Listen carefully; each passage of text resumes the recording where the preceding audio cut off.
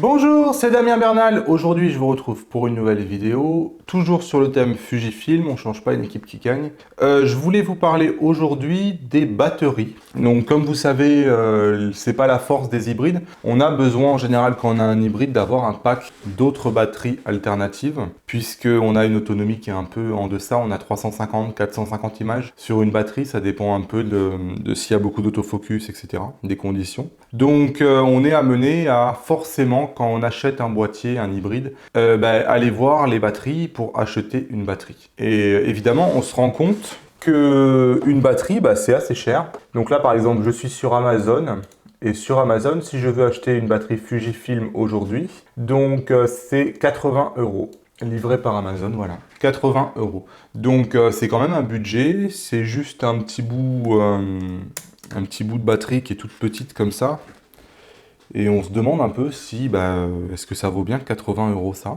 Et vous aurez remarqué que sur Amazon et sur les autres sites, on trouve des batteries qui ne sont pas de marque. Donc c'est des batteries qui vont être de marque un peu lambda. On ne connaît pas les marques, en fait, on ne sait pas si on peut leur faire confiance. Donc voilà, cette vidéo est un peu sur ce sujet-là. Qu'est-ce qu'il vaut mieux faire? Est-ce qu'il vaut mieux acheter une batterie Fuji? Est-ce qu'il vaut mieux acheter une batterie d'une autre marque? Est-ce qu'il y a une vraie différence entre les deux? Donc je vais me baser sur différentes sources en anglais et en espagnol que j'ai trouvé pour faire cette vidéo. Moi j'ai fait quelques tests aussi, j'ai ma propre expérience, mais elle n'est pas forcément scientifique, elle n'est pas mesurée. Donc voilà, et à la fin on terminera par un conseil. Sur quoi ça va jouer en fait de prendre une batterie qui soit Fujifilm ou non Fujifilm? Ça va jouer principalement, alors ça va pas exploser, j'ai entendu dire ouais c'est dangereux, ça va pas faire sauter la garantie de votre appareil photo, c'est aussi quelque chose que j'ai lu, c'est pas vrai. Il y en a qui disent que mettre une batterie qui soit pas Fujifilm, après ça vous pète la garantie. Donc tout ça c'est absolument faux, hein. Moi j'ai jamais rencontré ce genre de cas, au pire vous avez une batterie qui marche mal. Mais de là à dire ça va endommager mon matériel, c'est pas vrai. Donc tout ça, rassurez-vous, vous pouvez parfaitement faire le test, donc ça va pas vous créer des effets de bord. Au pire, vous avez perdu votre argent puisque vous n'avez pas du bon matériel. Donc ça va se jouer ensuite sur les performances. Vous allez vous rendre compte que, par exemple, le boîtier va savoir lire les performances de la batterie Fujifilm. Donc sous-entendu, le boîtier va savoir dire la batterie Fujifilm, elle est à 50%. Et par contre, vous allez mettre une autre batterie et le boîtier va pas trop savoir dire où est-ce qu'elle en est. Le boîtier va vous dire qu'il pense que la batterie elle est à 25%, mais en fait la batterie elle est vide. Donc il va avoir du mal comme ça à lire. Et pourquoi il va avoir du mal à lire? Tout simplement parce que la courbe de décharge d'une Fujifilm, elle est connue par Fuji, etc. Et elle est assez constante. Elle va se décharger comme ça, de manière très constante au fil du temps. Donc du coup, le boîtier va lire ça en fonction de ça et il le sait. Et si vous prenez une batterie Made in China à 2 €, vous allez avoir des batteries dont la courbe, au lieu de faire comme ça, elle va faire comme ça et elle va tomber d'un seul coup. Et donc du coup, ça va perdre un peu votre boîtier qui ne saura pas trop où en est la batterie. Puisque la batterie ne se déchargeant pas régulièrement, le boîtier, lui, il ne sait pas trop en fait où on en est. Et vous êtes un peu perdu aussi, puisque vous avez l'impression qu'il vous reste beaucoup de batterie, et en fait, il vous reste 3 photos, et la batterie, elle est vide. Tout simplement parce que c'est pas de la qualité, et que la batterie se décharge de manière un peu aléatoire. C'est des courbes qui sont un peu exponentielles, en fait, au lieu d'être régulières. Autre chose, vous avez des problèmes de capacité. Donc il y a la façon dont ça se décharge, mais aussi il y a la batterie en elle-même, quelle capacité elle a réellement. Est-ce que c'est des batteries qui vont tenir vraiment 350 photos? Ou est-ce que c'est des batteries qui au bout de 100 photos vont se décharger? Là aussi, c'est un peu la jungle. Donc là par exemple dans le test que j'ai là, ils ont testé 5 batteries différentes. Donc c'est des mesures donc cette fois-ci qui sont faites sérieusement. La batterie Fujifilm, elle est annoncée pour 1200 et elle est mesurée à 1233. Donc c'est des milliampères-heure je pense. Vous avez des Made in China sur Amazon qui sont vendus donc, pour 1900. Donc encore une fois, la batterie officielle elle est vendue pour 1200. Hein. Donc là, c'est du Made in China, il est vendu pour 1900. Et lorsque vous la recevez à la maison et que vous la mesurez, elle est à 900. Donc non seulement elle n'est pas aux 1900 qui vous ont été vendus, mais elle est en deçà des 1200 vendus par Fuji, puisque en vrai, elle fait 900. Donc vous voyez, il y a des vrais problèmes de qualité, et c'est de la merde en fait. C'est de la merde qu'on vous vend pas cher, mais à la fin, ça vous en avez pas pour votre argent. Puisque c'est des batteries que vous n'allez pas prendre avec vous, puisque elles vont se décharger, ça va pas être du bon boulot, vous n'allez pas avoir envie de les utiliser. Donc c'est pas le cas de toutes, On en a une autre par exemple qui est vendue pour 1600 et elle fait 900 aussi.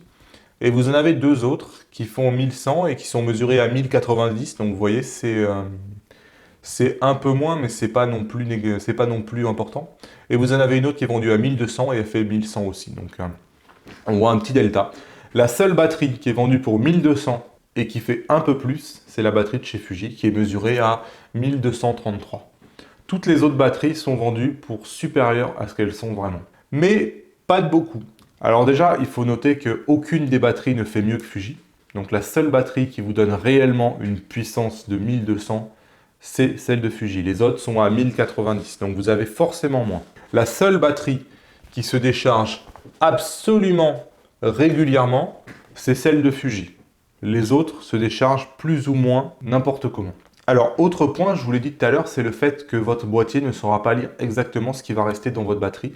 Par exemple, il y a un test qui a été fait là. Pour passer de 3 bars à 2 bars sur l'indicateur de votre boîtier, sur les originales, ça veut dire qu'il vous reste 40% de votre batterie. Si vous mettez une batterie tierce, ça veut dire quand vous allez passer de 3 bars à 2 bars, il vous restera 10% de votre batterie, puisque le boîtier ne va pas savoir lire correctement.